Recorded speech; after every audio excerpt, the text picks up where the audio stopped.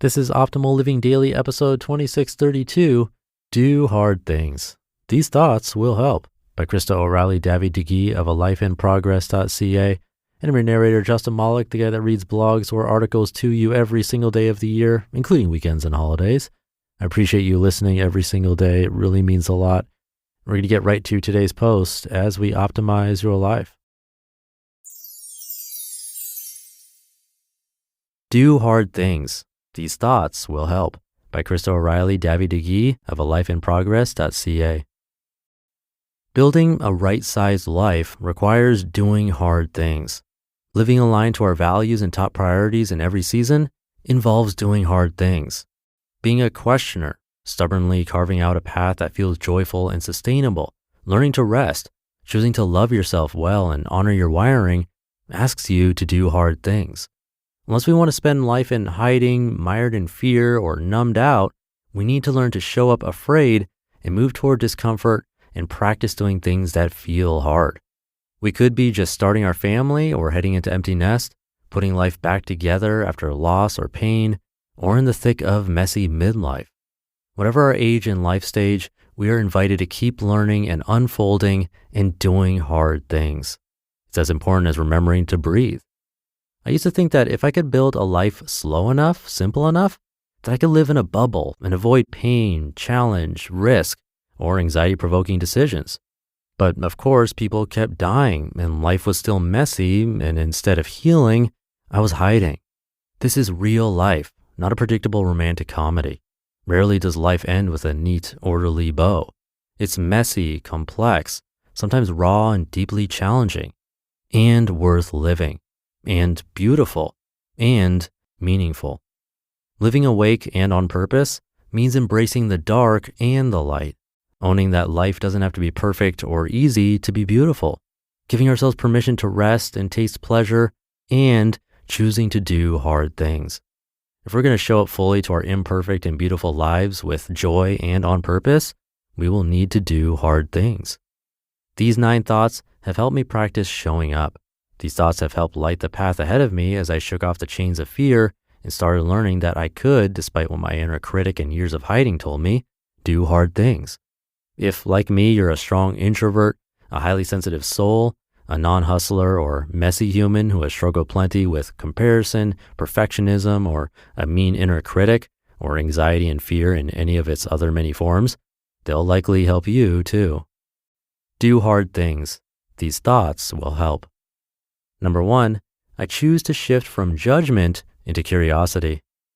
When we allow curiosity to become more compelling than fear, all of a sudden we find we're able to show up afraid. We realize we have nothing to prove, everything to gain by letting curiosity lead for a while. We might even realize we're having fun along the way. Number 2, life shouldn't be easier. Life simply is. It's an unwieldy, messy tangle of beauty and sorrow, incredible joy, and learning to let go. Staying stuck and wanting life to be easier robs me of joy instead of expending energy building a more hopeful tomorrow. Number 3, I can take one small step. I think we underestimate the creative power of choosing to take one small step, to ask for help, make one phone call, paint one canvas, write 200 words, to say, I love you, quiet the noise, and inch our way toward what we want. Number 4, meandering is a welcome and joyful part of the journey. There may be no perfect path, but there is tremendous beauty and delight to be found on the journey. We find our way by loosening our grip, stepping out onto the water, getting our hands dirty, and living awake. Number 5, I'm already enough. Comparison is useless. My job is to show up raw and real, to use my small gifts, offer my small light, decide what to do with my one life. When I lie on my deathbed, I won't care that I didn't look like anyone else. I want to know I lived my mission and leveraged my strengths. Number 6, what I say or think about me is what matters. As much as external affirmation and acceptance feel good, they're moot unless I decide to love and like me. I trust my gut and listen in. I want to walk out my values rather than follow the crowd. I'll make mistakes and be rejected by some, but I'll walk head held high because I know who I am. Number 7, There's wisdom in every season.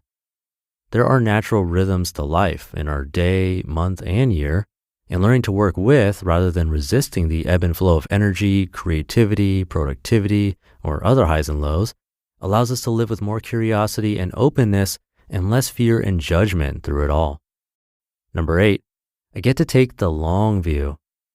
As long as there's breath within me, I get to keep learning, growing, and practicing showing up to life. I don't have to panic or figure it all out today. I can take permission to rest and opt out of the race. I can simply choose my response today, and then tomorrow I'll choose again. Number 9, I'm already happy.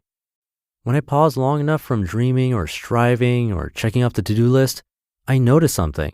I'm already happy. Not always or 100% happy, but happy nonetheless. I'm well fed and loved and safe. Yes, there is sorrow in my life and uncertainty too, but also happiness born of deep gratitude. You can do hard things. I hope these thoughts will help. May they shed a little light onto your path and help you take the next small step.